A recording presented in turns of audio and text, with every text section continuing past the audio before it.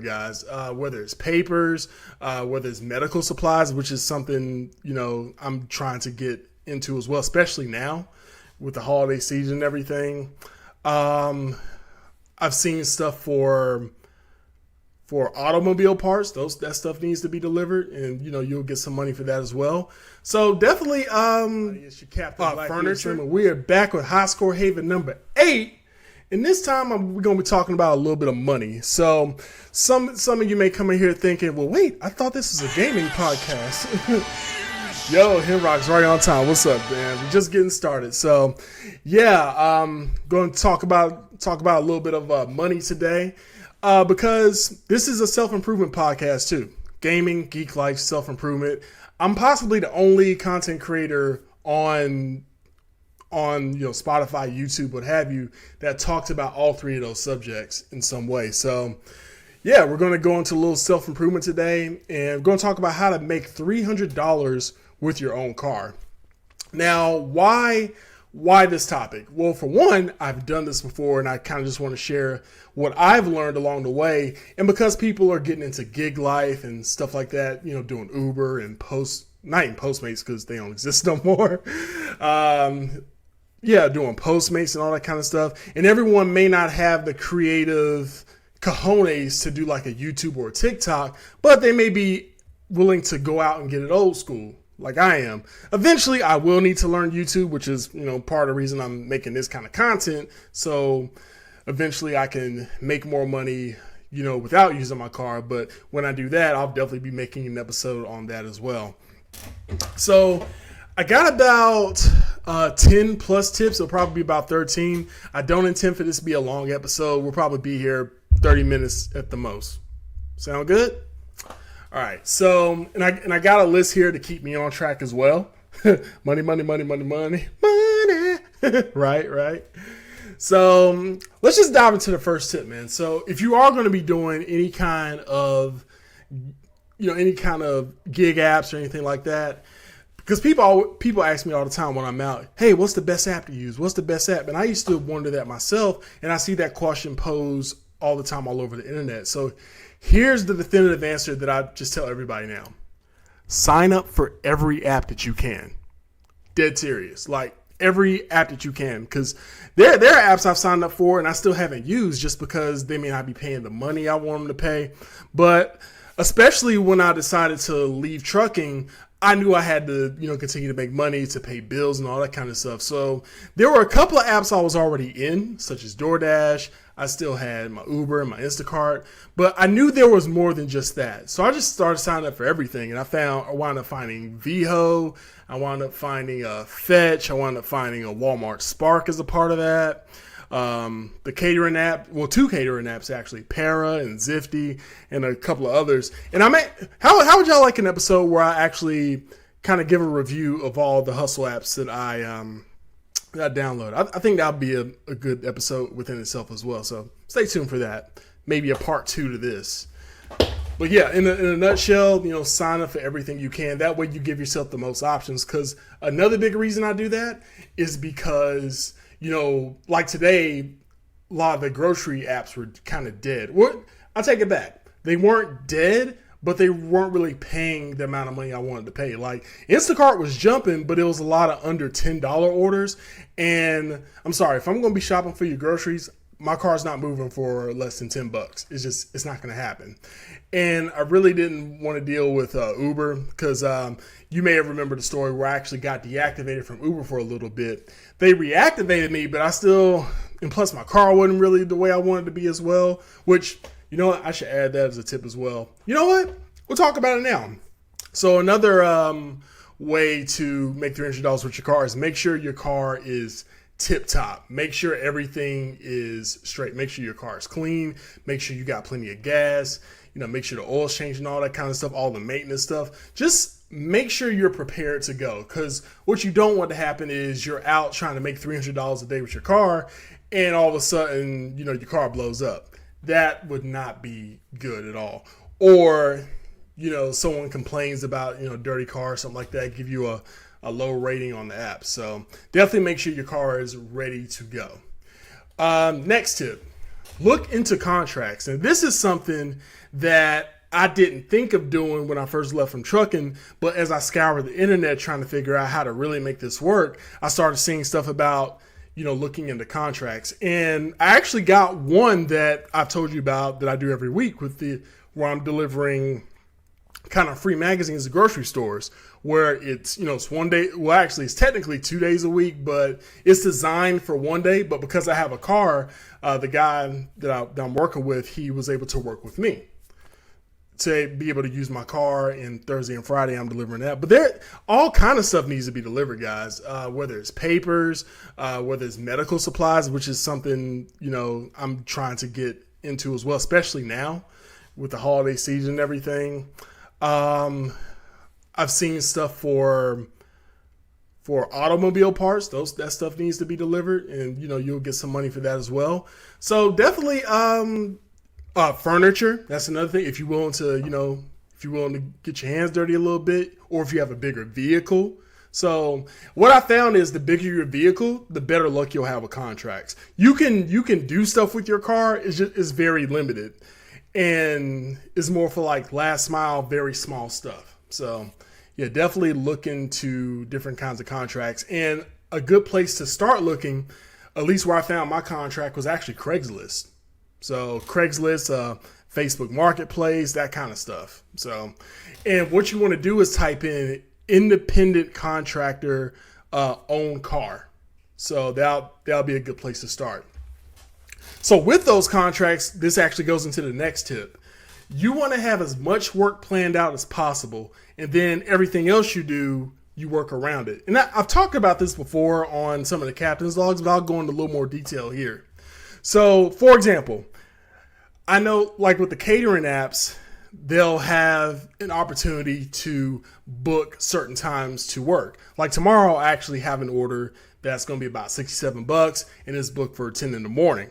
So what that does for me is it lets me know even if I decide to sleep in a little bit, I still need to leave the house at this time or whatever. So it does help with discipline as well, and making sure you're getting the most out of your day. So that way, if I have $67 planned, then I can stay out and, maybe do some Instacart, maybe some DoorDash, or, take up any opportunities that come up while I'm out. Or I could go home let's just say I've planned $300 worth of work for that day. Then that makes it a lot easier. And that's something that I have yet to do yet, but something I'm excited to do, going into the future. So also, this kind of goes into the next tip. Figure out what you're willing and able to do best and efficiently. So here's what I mean by that. Everybody does not like shopping for groceries. Everybody doesn't like having people in their car. Everyone doesn't like, delivering food. Everyone doesn't like picking up furniture. The good news with that is that's opportunity for the people that do. I'm that weird guy that likes grocery shopping. So Instacart was a note in Walmart Spark, and I need to sign up for Shipt as well. But those apps are no-brainers for me because grocery shopping is relaxing to me. It gives me ideas for food. And stuff like DoorDash is simple for me because I used to deliver pizza back in college. So it's more of that with different kinds of food. Rideshare is kind of hit or miss. Like when I do feel like dealing with people, it does work out very well for me. I can turn on the charm, which that'll be another tip as well. Dealing with people, but like I said, just figure out. Let's just say you want some more physical work. Well, look into your furniture delivery. Look into some heavier things, stuff like that. And also too, look at the money you have as well. Like if you have a car, but you have very limited income, you might have to work with the apps or do some catering or stuff like that, some lighter stuff. But let's just say you have the money to invest in a box truck or a cargo van. That does open those options a little bit as well. So yeah, like I said, just kind of look at your own skill set and figure out what you are willing to do and all that kind of stuff. Also, don't use the Ford Facts and Rocks. I don't know. The new Fords are kind of cool. I actually had a newer Ford a couple years ago, and just some stuff happened, and I had to let it go because a deer hit me, and put that car out of commission. But yeah, but that's another good point too, Henrox. Here's a bonus tip.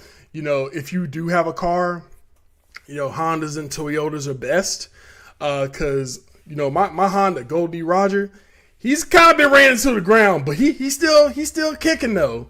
He's still making it work. So definitely if you have a reliable car, but also too is worth noting that when I got the car a couple years ago, I always knew that I would be at this point where I would be using it to make money. Like that was always the point behind that car. Because when I got it, I was still doing over the road, but I was home on the weekends. So I was like, I can use my weekend time to do Uber and make additional money that way. So definitely something to keep in mind. So we talked about turning on the charm. I'm going to elaborate on that now too. So be on your best behavior on these apps, which sometimes your captain's a hypocrite, not going to lie, because people say stupid stuff. I got to respond with something smart. It is what it is. But my official stance, best practices, be on your best behavior. Try not to antagonize people, especially customers. You know what I'm saying? Like the people that work at the places, you want to be on your best behavior with them too, because they determine how efficiently you work. Like if you're picking up at a restaurant or, the cashiers at the store, stuff like that, just kind of the auxiliary people around what you're doing. You definitely want to make sure that they're on your side. You want to make sure as many people are on your side as possible, but also too, it leads to networking opportunities. Be on your best behavior, try to look your best if possible. Even though you're an independent contractor and don't have to wear a uniform, you want to look as best you can, which again, sometimes your captain falls short of this. So I'm talking to myself as well with this, but like I said, if I'm, coming from a place of authority, that's what I would say. Just always be on your best. Look your best, smell your best, act your best, all that kind of stuff. So now we're going to get more into the actual money side of things. Let me check the chat, see if anyone said anything interesting. Best behavior, what is that? Yeah, man, I just talked about that a little bit, Paragon. Just being a decent human being, more or less. So now these next couple tips talk about more of the nuts and bolts of the apps themselves. So for one, and this is something that helped me, if you remember when I talked about my $300 day in particular, take advantage of the bonuses. Most of these apps have some kind of surge pay or bonuses, especially Uber, that you can take advantage of. Matter of fact, I mentioned in a TikTok one time that you really don't even want to do Uber unless you're in a surge or you're doing a quest or something like that. Like if these apps are going to give you free money, take advantage of it. Like see what's available in your area and see how to maximize it. Once again, it goes back into planning your day around the money that's available. So if a certain incentive is available between this time and this time, because I know DoorDash will do that every once in a while, where they'll have peak pay from 5 to 9. So you want to be ready for that. You want to make sure, like I talked about before, your car is ready and you got your bags and everything. Oh, you know what? That's a tip I didn't mention on there, but I'm going to touch on it now.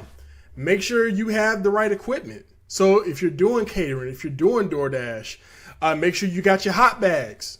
Yeah, make sure you have that kind of stuff. Now, do you need them all the time? Not necessarily, but with some orders, they can help. As far as like transportation, carrying them around, but also it makes you look more professional too.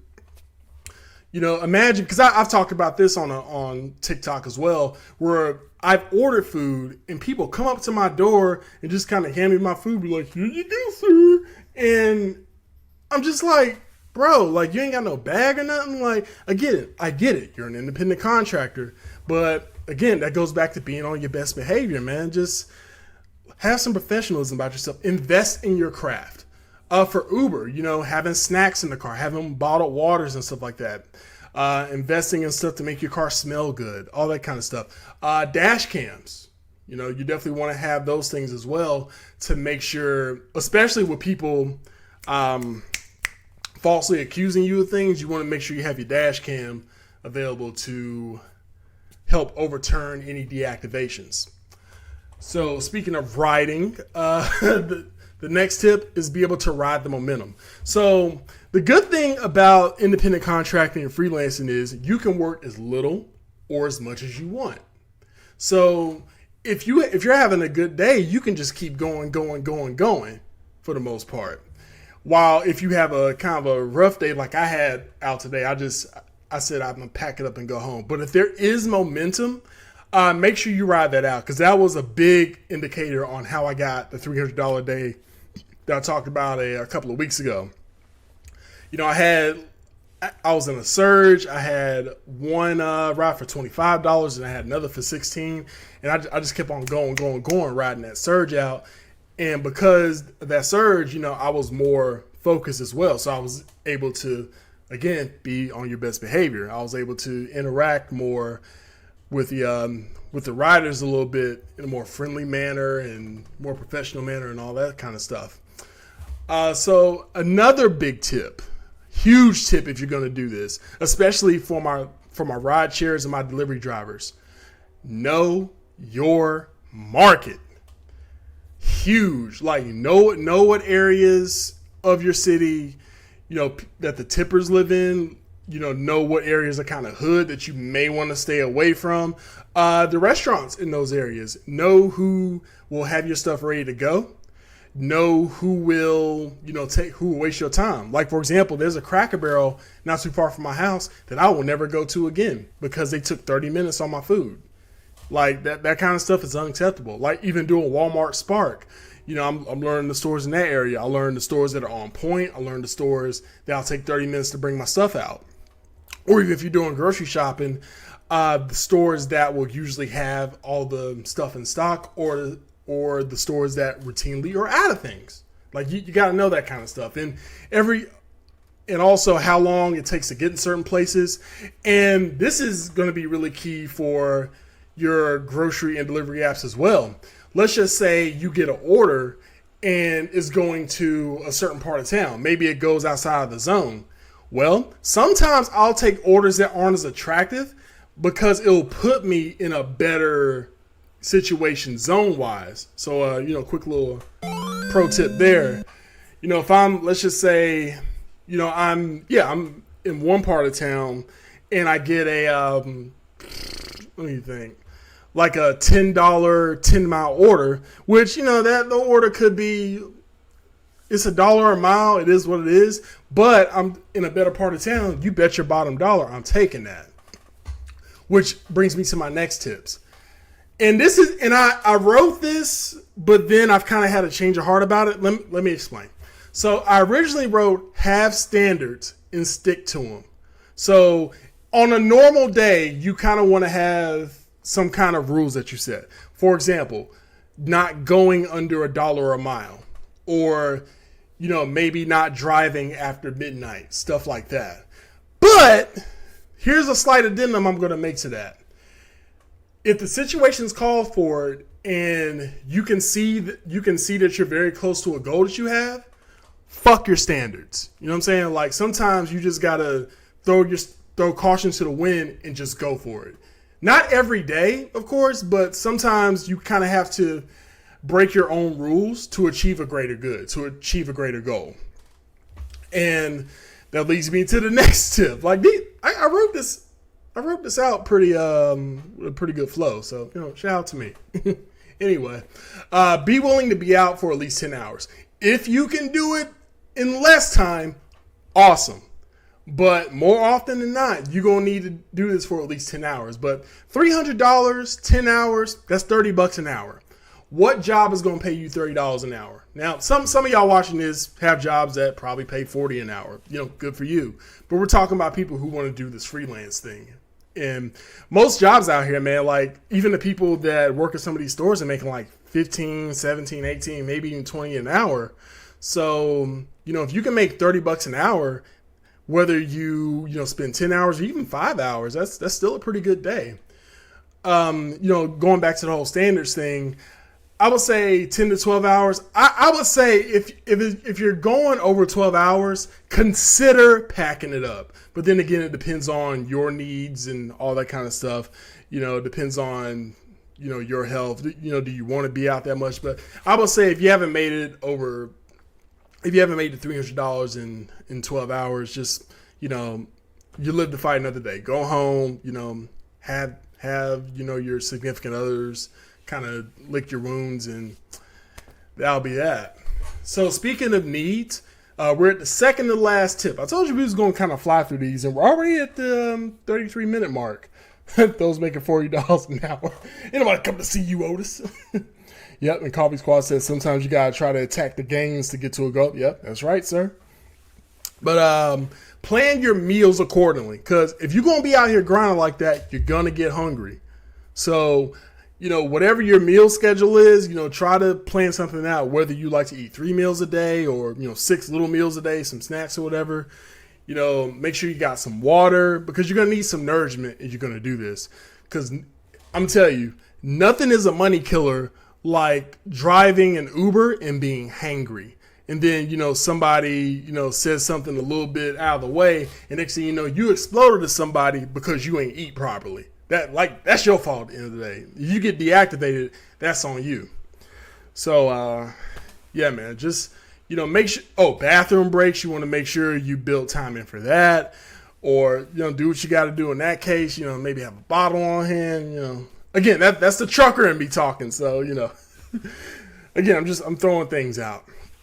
And then the last tip, which, sometimes, you just gotta be a little lucky out here.